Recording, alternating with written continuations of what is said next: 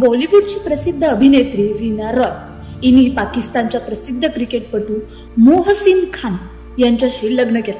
1980च्या दशकात मोहसिन खान पाकिस्तानसाठी स्टार क्रिकेटपटू होते.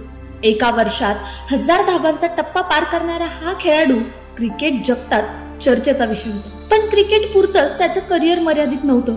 मोहसिन खान यांनी बॉलिवूडमध्ये देखील काम केलं. नाना पाटेकर, अनुपम खेर यांच्यासारख्या कलाकारांसोबत त्यांनी अभिनय केला आणि पुरस्कारासाठी नामांकनही मिळवले. याच काळात मोहसिन खान याच्या आयुष्यात आली रीना रॉय, 80च्या दशकातील टॉपची अभिनेत्री. दोघांचं प्रेम वेगानं फुललं.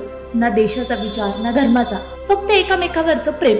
1983 मध्ये त्यांनी लग्न केलं. त्यानंतर रीना या पाकिस्तानात राहायला गेले. या दाम्पत्याच्या आयुष्यात एक गोड मुलीचं आगमन झालं. सुरुवातीला सगळं काही स्वप्नवत चालू होतं, पण 7 वर्षांनंतर परिस्थिती बदलली.